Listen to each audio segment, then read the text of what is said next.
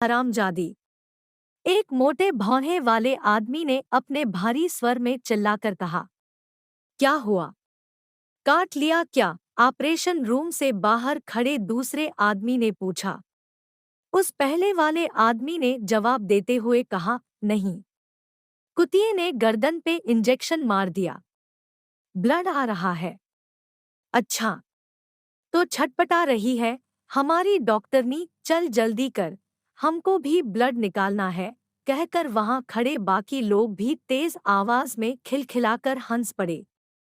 वह लड़की दुबली पतली और उम्र से नवबालिग थी, जो रोते छटपटाते दर्द से चीख रही थी और बार बार एक ही बात दोहराई जा रही थी, रवि, ऐसा मत होने दो, आई विल यू, प्लीज, मुझे जाने दो। आह। रवि, माँ। वर्तमान।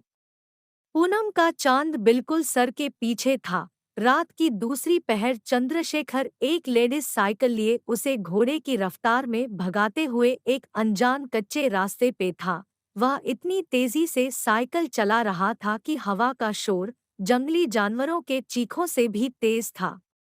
तभी उसे रास्ते के बीचों बीच अचानक ही एक बड़ा खजूर के पेड़ गिरा हुआ दिखा। चंद्रशेखर ने झट से ब्रेक लगाया और जमीन पर गिर पड़ा। उसने देखा आसपास एक अजीब सा धुआं छाया हुआ है।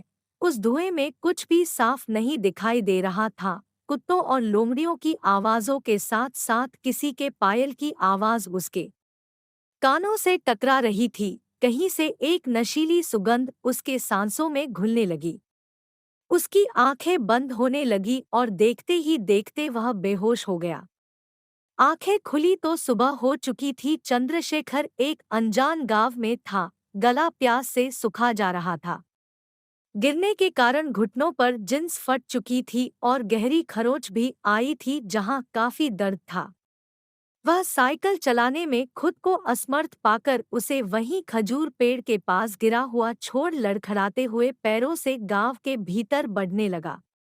आसपास कोई भी नजर नहीं आ रहा था। उसने इधर उधर नजर डाली। आसपास के घर बहुत ही बुरे हालात में थे। ऐसा लग रहा था मानो सालों से यहाँ कोई नहीं रहता हो। वह जोर आवाज में चिल्लाने लगा, कोई है यहाँ? ये कौन सा गांव है? लेकिन कहीं भी किसी का आवाज तक नहीं। चलते चलते उसकी नजर एक कुएं पे पड़ी। आंखों को मानो अमृत दिख गया हो। थोड़ी तेजी से चलते हुए वह कुएं के पास गया। देखा रस्सी से बंधी हुई एक पीतल की बाल्टी पास ही रखी है, जिसमें पानी पहले से ही भरी हुई थी। मुंह लगाकर 7-8 घूंट पीने के बाद थोड़ी छींटे आंखों पे मार वह चैन की सांसें भरने लगा। मुंह पोंछते हुए वह मन ही मन सोचने लगा, अगर कुएं के पास भरी हुई बाल्टी रखी है तो गांव में कोई न कोई तो जरूर रहता होगा। वह कुएं से थोड़ा दूर आ चुका था। तभी सोचते सोचते अचानक ही उसके मन में अभी देखे हुए कुएं की एक छवि झलक उठी। वह पीछे मुड़ा और दोबारा कुएं की तरफ बढ़ने लगा। कुएं के पास आते ही एक अजीब सी घबराहट मन को घेरने लगी। कुएं के भीतर झांकने में उसके हाथ कंपाने लगे। फिर भी थोड़ी हिम्मत करते हुए वह अंदर झांका। चंद्रशेखर की आंखें खुली की खुली रह गई। वह कुआं पूरी तरह सूखा हुआ था।